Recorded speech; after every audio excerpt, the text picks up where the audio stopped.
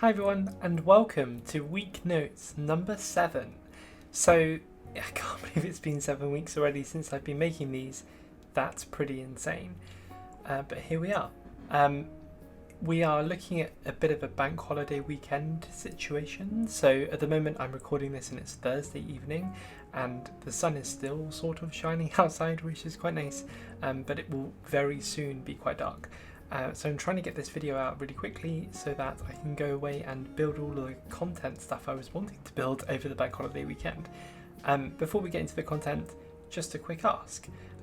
My fringe is getting really long now, and in order for me to feel okay about myself, I would love if people could like this video and also subscribe.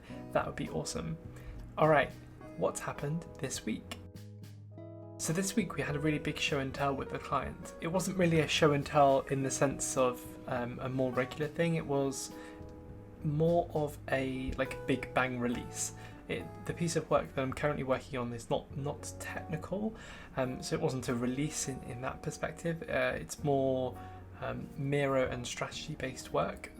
But it was still a bit of a big release, and in that comes a lot of trepidation, I guess, because you sort of save up a lot of the work you're doing and a lot of the messaging that you want to be talking about, and you purposefully don't perhaps convey the whole message or whatever in order so that you have more of a big bang launch.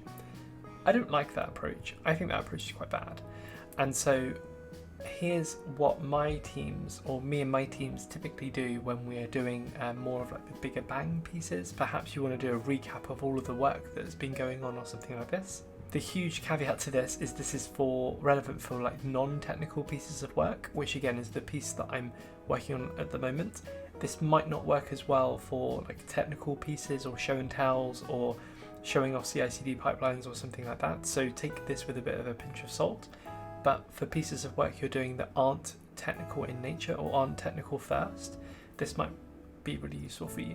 Step 1, create a fresh working environment. So our team at the moment spends most of its life working in an online whiteboarding service called Miro. We find Miro lovely. I really like it. It's pretty cool. However, it can get quite overwhelming quite quickly. So mostly because multiple people spend pretty much all of their time in it, apart from in sessions and other workshops and things like that, which means the piece itself, the whiteboard itself, is really big and is a bit cumbersome. And so for that reason, when you're doing a sort of bigger show and tell piece, you don't necessarily want to show that working board. You want to create a new environment that's a bit more fresh and not necessarily client facing, because it's not necessarily about that, but it's very hard to craft a story when the story itself is kind of buried within all of these other elements that are going on the page. So step 1, create a fresh working environment, make a new Miro board or make a new Jamboard or whatever tool you're using, just so that when you're looking at it you have a completely fresh starting point. Point number 2, look at creating heading sections. So when you're thinking about doing a bigger show and tell piece, or here's what we've done in a month or whatever it might be, or 6 months or something, hopefully it's not 6 months, it's a very long time, but when you're doing something like this, typically there's between sort of 2 and 4 different headings that you might want to talk about. Within those headings there might be a couple of different subheadings of the pieces that you want to get across or the narrative you want to tell, but typically in my experience it's been between 2 and 4 pieces of content that different content that you want to be able to talk through. Step 3, visual imagery. Please do not fill slides or Miro boards or whatever the services that you're using in order to convey this narrative of what your team has been doing. Please do not fill this with text. There might be very good reasons why you think that's a good idea. You think it might make you seem really smart, or that people will definitely read paragraphs of text or whatever. No, they won't.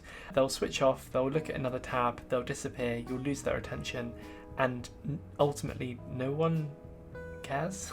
I mean, okay, if your output is a piece of policy, legal definition or something like that, In that case, I'm sure there are reasons why you might want it to be a document, and therefore the document has to be that. But even within the document itself, you might, for example, have a contents page or something similar, so that there are headings and subheadings and you're able to kind of tell a bit of a narrative with it. You wouldn't necessarily say here's huge walls of text all the way across, because you're going to lose people, and that's not very fun for anybody. It's hard to tell a good story in that way. Step 4, key takeaways. So once you have your headings and your subheadings, and you've thought about how you might want to tell your narrative in less words and perhaps more imagery, or linking several sections together in a very visual way for people to understand, next you need to think about your key takeaways. When you're wrapping up afterwards, you might want to think about what the key takeaways are. So what are the 2 to 4 things that you really want your client or your customer or your internal teams or your boss or whomever the audience is for this piece of content and narrative you're putting together? You need to think about what the key takeaways are. So these are actionable pieces that you can take forward. Alright, next, the last part of creating a really good show and tell session or a massive playback session is question time. I often see folks, when they're doing presentations like this, say, please leave your questions till the end. I don't necessarily agree this is a good idea. In my experience in the past, when you've asked people to put questions up at the end, or only ask questions at the end, either one of 2 things happens. Number 1, they don't ask questions because they've lost the question somewhere in minute 5 and it's now minute 55 and they can't quite remember what the question was. That's not on them to remember the question, that's on you as the presenter and the group who are trying to portray this narrative. It's up to you to be able to get the questions out. Or if they don't remember the question, they do the other cardinal sin, which is just kind of butting into your presentation with your question. This is fine when I'm giving a presentation because typically I'm quite confident and I'm able to handle that situation. However, I'm aware of folks who are slightly less confident and they might struggle in that and it might really put them off their flow. And I've seen it go really badly sometimes, and it's quite noticeable when that happens.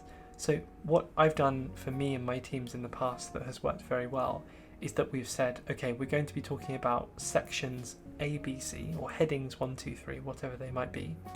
And those sections might take 10 minutes each, or 15 minutes each, or half an hour each, or however long that piece of narrative is. And at the end of that, before we go on to the next piece, we're going to have a dedicated section for questions. This means that people know exactly how long they have to wait before they can ask questions, and then they can start preparing what they think their questions might be before you get to the end of that section as well. So those are my 5 tips for how to create a sort of better, more engaging, kind of bigger show and tell piece or like playback session. They work really well for me and my teams I've worked with before. Let me know what you think. Other things that have happened this week, it's the end of the tax year. Da, da, da. The tax year is nearly dead. Long live the tax year. So it's my first time in many, many years submitting my taxes at the end of this tax year. What an experience it's been. I'm not going to caveat that experience as positive or negative. I'm just going to say it's been an experience. So at Cluster Consulting, the company that I run, we are a really big fan of being open and transparent about everything. We believe it's possible to run and build a business whilst remaining completely open and transparent about every aspect of your work and your job. And in order to kind of prove out this hypothesis, so is it possible to build a successful business that is open and transparent by default? In order to kind of find that out, the first big step is to be able to share finances. And having been, it's now week 5 with my current client and week 6 of running the business in total. Wow, time flies.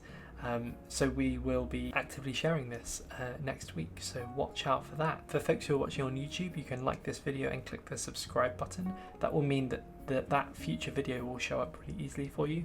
For those who are reading the blog post version of this and listening to the audio at the same time, I guess, in the bottom right hand corner of the Cluster Consulting's brand new website, which is worth checking out, there's a subscribe button. You can click that and you get emails directly into your inbox. No spam, I promise.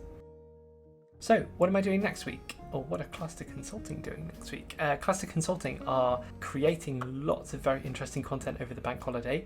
Watch out for that. Subscribe and like and do all of those great things. Number 2, we'll be publishing our accounts, at least a version of our accounts that we're legally allowed to talk about. That will be very scary and also hopefully quite exciting and interesting for folks to see. And thirdly, we've got a detailed workshop with the client happening too. So that's it for this week. Just a really short, quick one, as it's a bit of a shorter week this week because due to the bank holiday, but hopefully that was interesting. Thoughts and loveliness in the comments, please. Thank you so much. Have a lovely day. Bye bye.